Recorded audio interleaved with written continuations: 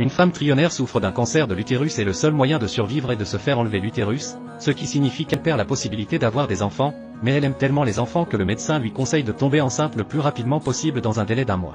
La femme se tourne alors vers Carl, qui vient de rejoindre sa société. Afin de se rapprocher de Carl, elle a créé une rencontre fortuite dans un ascenseur et fait monter Carl dans le même ascenseur qu'elle.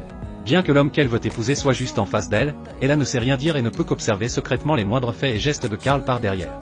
Bien qu'ils soient ensemble depuis un certain temps, à chaque fois qu'ils se rencontrent, ils ne parlent que de travail, sans la moindre chance de faire progresser leur relation.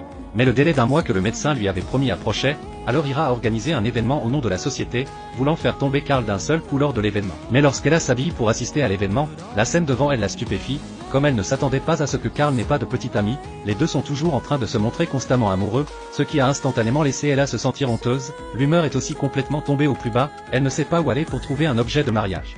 L'humeur déprimée d'Ella est allée seule boire du vin dans le hall de l'hôtel, mais elle ne s'attendait pas à rencontrer le dernier inconnu, qui a vu Ella tendre sa main de cochon salé et lui a demandé pourquoi le téléphone ne répondait pas et pourquoi elle n'envoyait pas de message. En voyant l'homme du rendez-vous à l'aveugle aussi impitoyable, Ella est plus franche et lui dit que cet homme n'est pas son type préféré. Je ne m'attendais pas à ce que l'homme du rendez-vous à l'aveugle ait l'œil anxieux, à ce qu'Ella bouge des pieds et des mains. Juste à ce moment-là, Carl est passé par là, en regardant Ella se faire malmener. Carl s'est directement précipité, mais l'homme lui a conseillé de ne pas se mêler de l'affaire. Il a fini par continuer à prendre la main d'Ella. Carl n'est pas habitué à l'homme, il l'a directement poussé vers le jardin arrière de l'hôtel. Mais je ne m'attendais pas à ce que l'homme bouge directement.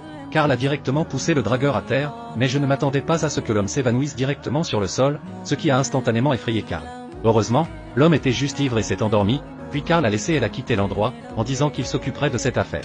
En regardant le dos de Carl, le cœur d'Ella n'a pas pu se calmer pendant longtemps, parce qu'elle sentait le cœur pour la première fois. Le lendemain, Carl et sa petite amie Ellie se promènent, Ellie jette un coup d'œil au comptoir dans un collier de diamants, elle veut l'acheter comme cadeau de mariage. Mais le visage de Carl devient instantanément noir. Parce qu'il a pris l'argent pour acheter une maison pour se marier à investir, l'échec de l'investissement, mais aussi du 3 millions d'usurier. Alors que Carl ne savait pas comment parler à Ellie, Ira a pris l'initiative d'entrer et a demandé à l'employé d'emballer le collier, en disant que ce collier était un cadeau de mariage pour eux afin de montrer l'aide que Carl lui avait apportée hier soir. Carl pensait le repousser, mais il était si timide qu'il ne pouvait qu'accepter la gentillesse d'Ira.